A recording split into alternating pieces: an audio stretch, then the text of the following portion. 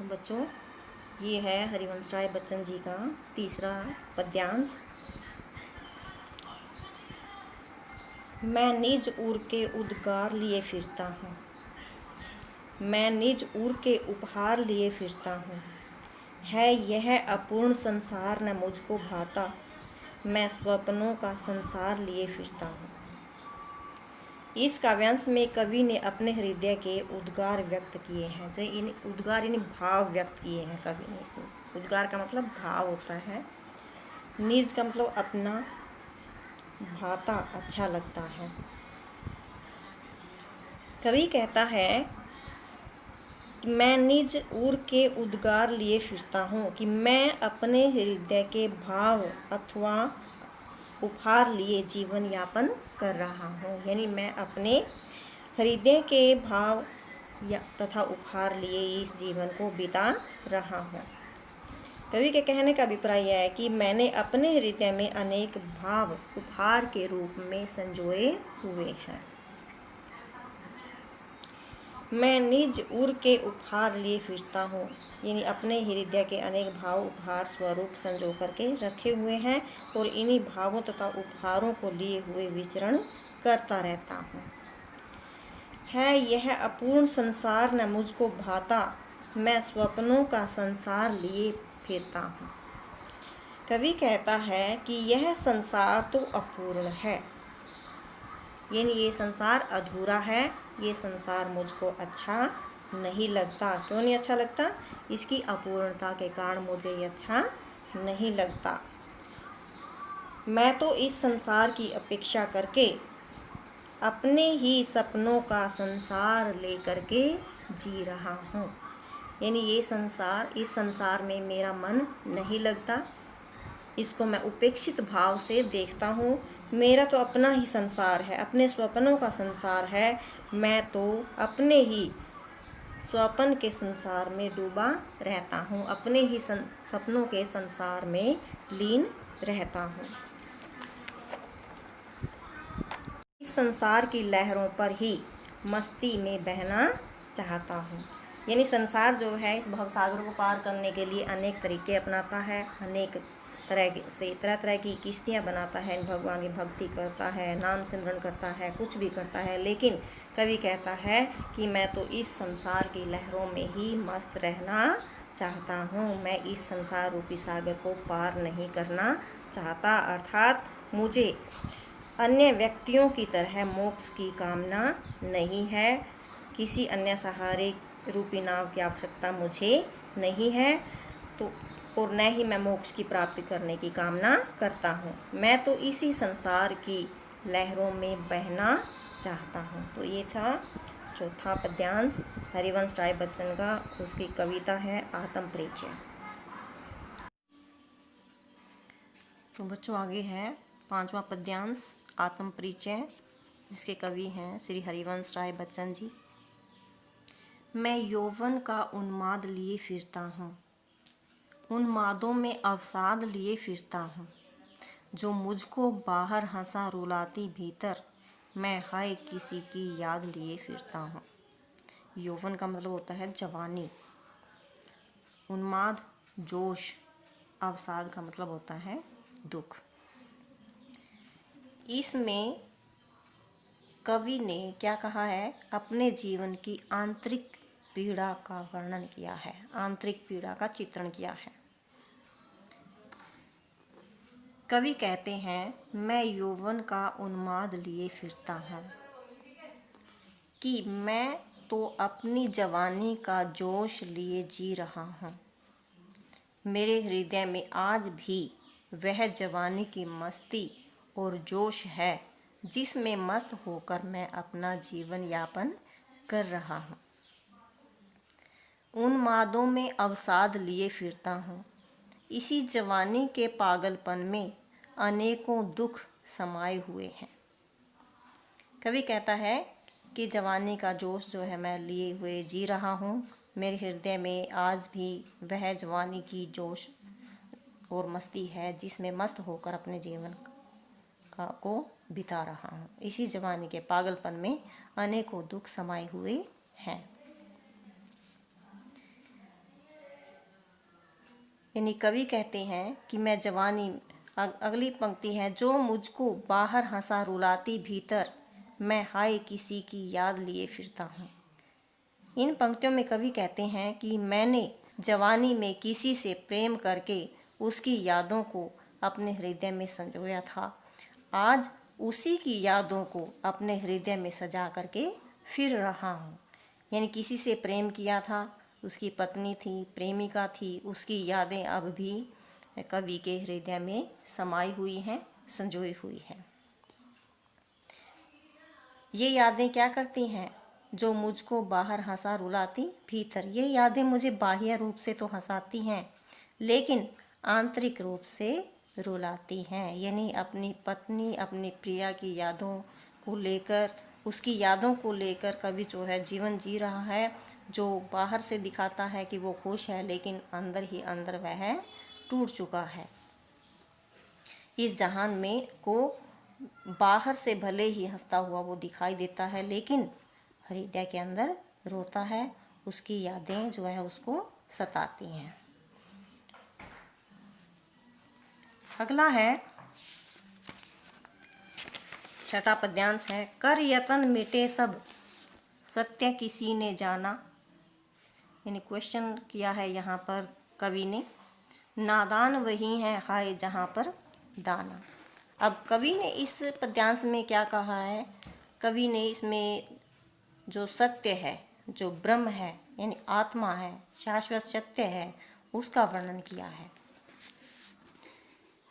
कर यतन मिटे सब सत्य किसी ने जाना, नादान वही है हाय जहाँ पर दाना। कवि का कथन है कि इस संसार में बड़े बड़े महापुरुषों ने अटल सत्य को जानने का प्रयास किया, लेकिन आज तक कोई भी इस सत्य को नहीं जान पाया। सत्य यानी ब्रह्म की खोज करते करते सब समाप्त हो गए और फिर भी उसे नहीं जान पाए। तो कवि के कहने का अभिप्राय यह है कि इस संसार में आज तक कोई भी सत्य की खोज नहीं कर सका। आगे है, नादान वही है हाय जहाँ पर दाना। कवि कहता है कि समाज में जहाँ पर अक्लमंद है, नादान और दाना यानी अक्लमंद, दाना होता है अक्लमंद और नादान होता है नासमझ। कवि कहता है कि समाज में जहाँ पर अक्लमंद या समझदार लोग रहते हैं, वहीं पर नासमझ या मूर्ख व्यक्ति भी निवास करते हैं। संसार को संबोधित करते हुए कवि कहते हैं कि यह संसार, जो कहते हैं कि यह बात जानकर भी यह संसार मूर्ख है, जो इसके बावजूद भी सीखना नहीं चाहता। आगे है, मैं सीख रहा हूँ सीखा ज्ञान भुलाना। मैं तो भूले हुए ज्ञान को सीखने का प्रयास कर रहा हूँ। कहने का भाव यह है कि अटल सत्य बुद्धि से परे है। उस परम सत्य को कोई भी विद्वान या बुद्धिमान नहीं जान सकता। तो ये था आपका छठा पद्यांश। आगे है आपका सातवां पद्यांश, कविता आत्म परिचय, और कवि का नाम हरिवंश राय बच्चन। मैं और जग, मैं और जग, और कहाँ का नाता। मैं बना बना कितने जग रोज मिटाता। जग जिस पृथ्वी पर जोड़ा करता वैभव, मैं प्रति पग से उस पृथ्वी को ठुकराता। यहाँ पर वैभव जो है शानो शौकत, सौंदर्य, धन, ऐश्वर्य का प्रतीक है। प्रति पग यानी हर चरण पर, हर कदम पर। तो कवि इसमें कहता है कि उसका इस संसार से कोई नाता नहीं है। मैं और जग, और कहाँ का नाता। कवि कहता है कि मेरा इस संसार के साथ कोई संबंध नहीं है। मेरी और संसार की प्रकृति में बहुत अंतर है। मेरा स्वभाव कुछ और है और संसार का स्वभाव कुछ और है। तो इस तरह से इस संसार का और मेरा कोई संबंध नहीं है, क्योंकि ये संसार क्या है, स्वार्थी है। तो मेरी मंजिल कुछ और है और इस संसार की मंजिल कुछ और है। मैं बना बना कितने जग रोज मिटाता, मैं तो प्रतिदिन ऐसे अनेक संसार बना बना करके खत्म कर देता हूँ। यानी जो मैं अपनी कल्पनाओं में ही अपना ही संसार बनाता हूँ। मैं हर दिन ऐसे अनेक संसार की कल्पना करता हूँ और उसे फिर से मिटा देता हूँ। यानी मेरा तो अपना ही एक संसार है, काल्पनिक संसार है, जो मैं अपने विचारों में ही उसे बनाता हूँ और अपने विचारों में ही उसे खत्म कर देता हूँ।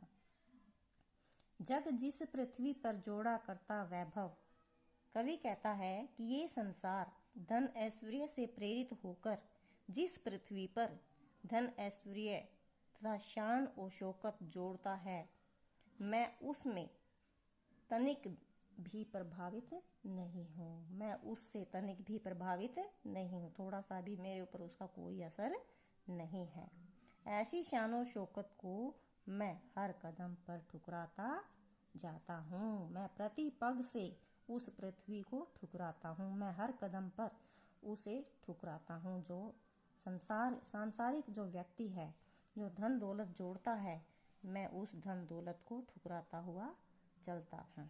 जिस पृथ्वी पर यह संसार झूठे धन ऐश्वर्य तथा शान और शौकत को खड़ा करता है, मैं ऐसी ऐश्वर्य से परिपूर्ण पृथ्वी को पग पग पर ठुकरा देता हूँ। ये धन वैभव मुझे बिल्कुल भी विचलित नहीं करता। आगे है 8वां पद्यांश।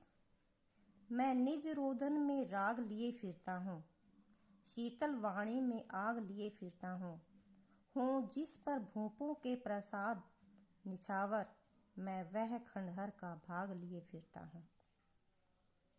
कवि इसमें जो है, पहले मैं आपको शब्दार्थ बता देती हूँ। निज, निज का मतलब है अपना, रोधन यानी रोना या दुख, भूपों यानी राजाओं, प्रासाद यानी महल, निछावर अर्पण, खंडहर टूटा फूटा, और खंडहर टूटा फूटा महल, और भाग होता है अंश। अब कवि इसमें जो है आत्मीय पीड़ा का चित्रण करता है। इस पद्यांश में कवि ने अपनी आत्मीय पीड़ा का चित्रण किया है।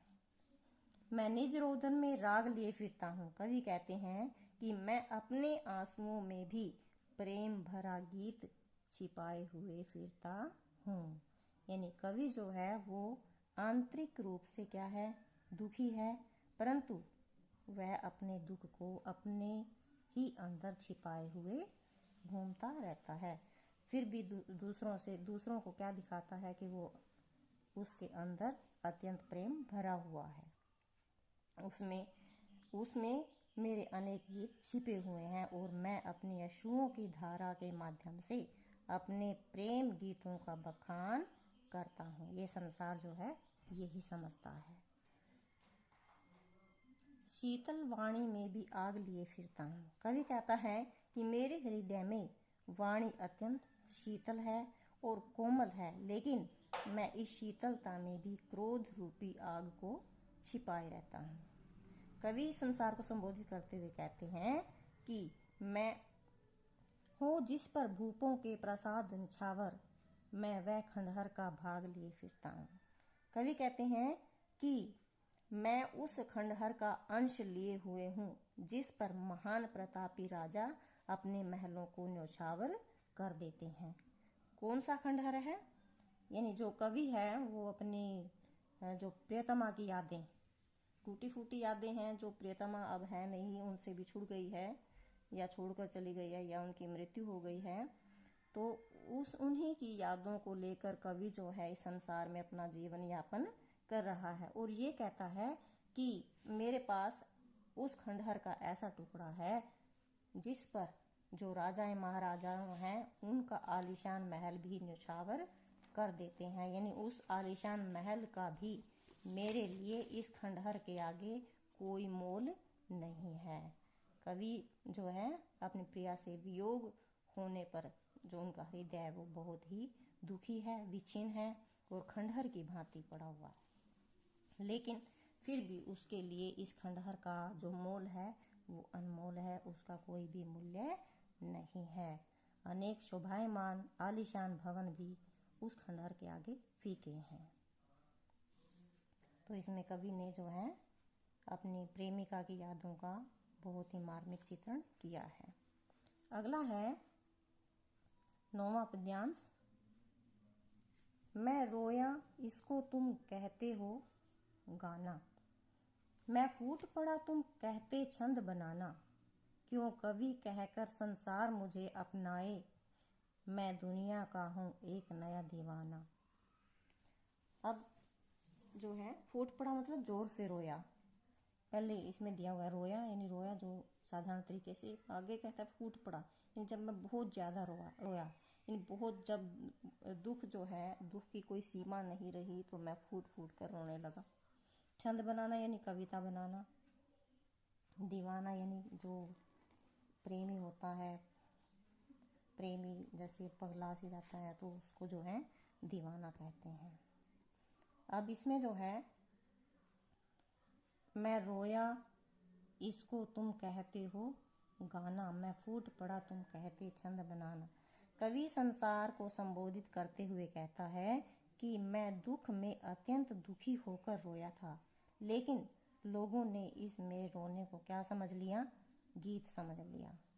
हृदय में अपार दुख के कारण जब कवि जोर जोर से रोया, फूट पड़ा, फूट कर रोया यानी जोर जोर से रो पड़ा, लेकिन इसे भी लोगों ने क्या समझा कि ये कविता गा रहा है, छंद बना रहा है।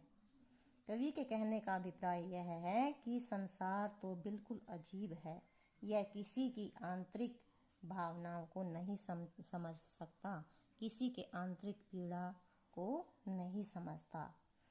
कवि कहता है कि जब मैं साधारण रूप से रोया तो लोगों ने समझा कि गीत गा रहा है, और जब जो है बहुत ही असीम पीड़ा कवि के हृदय में हुई और जोर जोर से चिल्ला चिल्ला करके वो रोने लगा, तब भी लोगों ने क्या कहा कि ये कोई कविता बना रहा है। क्यों कवि कहकर संसार मुझे अपनाए, मैं दुनिया का हूँ एक नया दीवाना। तो कवि कहता है कि यह संसार मुझे एक कवि कहकर, कवि मानकर क्यों अपनाना चाहता है। मैं एक कवि नहीं हूँ, बल्कि मैं तो इस जहान का एक नया प्रेमी हूँ, एक नया दीवाना हूँ, जो अपनी प्रेम वाणी का बखान कर रहा हूँ। अगला है 10वां पद्यांश। मैं दीवानों का वेश लिए फिरता हूँ, मैं मादकता निशेष लिए फिरता हूँ, जिसको सुनकर जग झूमे झुके लहराए, ये मस्ती का संदेश लिए फिरता हूँ। दीवानों का यानी दीवाना पहले भी हमने किया है, पागल प्रेमी जिसको बोला जाता है। वेश पहनावा, मादकता नशा या उन्माद, निशेष यानी बिल्कुल थोड़ा सा या समाप्त ही हो जाना। तो इसमें कवि ने क्या कहा है कि संसार को प्रेम और मस्ती का संदेश दिया है इसमें, जिसमें यह संसार झूम उठे और लहराने लगे। मैं दीवानों का वेश लिए फिरता हूँ, मैं मादकता निशेष लिए फिरता हूँ। कवि का कथन है कि मैं इस संसार में प्रेम में पागल प्रेमियों का रूप लेकर के जीवन यापन कर रहा हूँ, यानी पागल प्रेमियों की तरह मैं इस संसार में घूम रहा हूँ। एक प्रेमी हृदय में एक प्रेमी को बिठा करके उसी का वेश धारण कर लिया है। मैं मादकता निशेष लिए फिरता हूँ, मेरे हृदय में अभी भी थोड़ी सी मादकता का नशा बाकी है, यानी उसका प्रेम अभी भी मेरे जीवन में फैला हुआ है, उसी की मादकता में मैं डूब करके जी रहा हूँ, यानी उसकी यादों में ही, यादों के सहारे ही मैं अपना जीवन यापन कर रहा हूँ। जिसको सुनकर जग झूमे झुके लहराए, मैं मस्ती का संदेश लिए फिरता हूँ। कवि कहता है कि मेरे पास ऐसा एक मस्ती का संदेश है, यानी मैं संसार को ऐसा मस्ती का संदेश देना चाहता हूँ, जिसको सुनकर यह संपूर्ण दुखी संसार झूम उठेगा और मस्ती में डूबकर लहराने लगेगा तथा इस मस्ती के आगे झुक जाएगा। तो बच्चों, ये थी आपकी प्रथम कविता आत्म परिचय हरिवंश राय बच्चन। अगली कविता के लिए जो हरिवंश राय बच्चन के द्वारा ही लिखी गई है, जिसका नाम एक गीत है, वो मैं अगली वीडियो में आप तक भेज दूंगी। आप इन वीडियो को पूरा देखें और इन्हें सब्सक्राइब करें, लाइक करें।